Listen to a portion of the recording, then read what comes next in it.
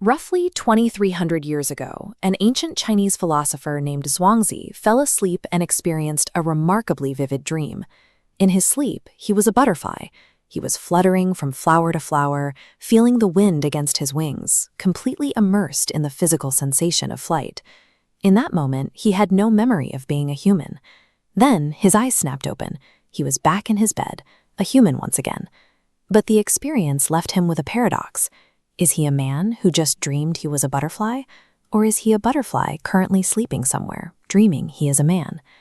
While this sounds like a playful thought experiment, modern neuroscience provides a cooled biological validation for Zhuangzi's skepticism. Consider the room you're sitting in right now, the colors of the walls, the sounds from the street, the solid weight of your phone. To you, this environment feels objective and undeniable. But your brain, the organ telling you about this room, is locked inside a dark, silent skull. It has never directly touched, seen, or heard the outside world. As this diagram shows, when you look at a red object, redness doesn't exist out there in nature. Your eye simply catches abstract frequencies of light waves and converts them into electrical pulses that travel into that dark brain cavity. Your brain receives those electrical signals and constructs an experience. Everything you perceive is a virtual reality simulation, rendered entirely inside your own head. We know this rendering engine is convincing because it activates every night. Brain scans reveal that when you dream about running, your neural pathways fire with the same intensity as they do when you are actually on a track. If your mind flawlessly generates a completely convincing reality every single night while you sleep, you lack any biological proof that your current waking state is any different. Biology suggests our perception is a construct, but we usually assume the physical building blocks of the universe, atoms and electrons, are solid and fixed. This is the setup for the double-slit experiment, the definitive test of physical matter. When you fire tiny particles at a barrier with two slits, you expect them to travel through and hit the back wall, forming two distinct lines. However, when the particles are left entirely unobserved, they act as waves of probability. They pass through both slits simultaneously and create a complex interference pattern, suggesting that matter isn't solid until it has to be.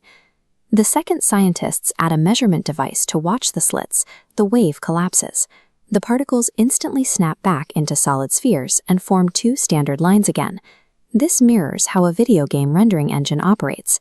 To save processing power, the game only generates the environment exactly where the player is looking. At the subatomic level, reality behaves like code. It is not a fixed physical structure.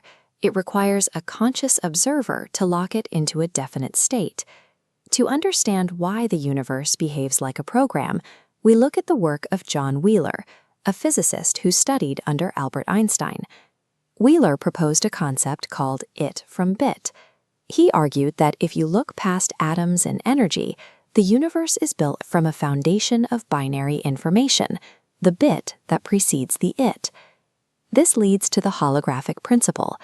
As this animation illustrates, our entire three-dimensional world may be a projection of data stored on a distant two-dimensional surface. This informational theory aligns with the ancient concept of Maya, which describes the world as a mental construction. It also connects to Carl Jung's collective unconscious, the idea that a shared foundational layer of the mind provides the data for all human experience. Theoretical physics and ancient philosophy both describe a physical world that is completely secondary to a non-physical source. They suggest our solid environment is an emergent property, an experience reflecting a deeper, shared consciousness. If the universe is a collective dream or a massive informational projection, we have to ask, who is the dreamer? A digital character in a video game cannot look past the parameters of its own code to see the programmer. It is confined to the world its developer built. Similarly, because our consciousness is built entirely inside the system, we lack the external perspective required to identify the source of the simulation. 400 years ago, René Descartes attempted to discard any reality that could be faked. He assumed his own body and the sky above him were illusions created to deceive him. He reached one undeniable truth: I think, therefore I am. Even if the entire world was a simulation, the existence of the observer experiencing that simulation was real. Your moments of joy, your periods of grief, and your connections with others remain significant regardless of the universe's origin. These experiences are the only things that are mathematically and emotionally certain. The underlying code of reality matters less than the experience of living within it.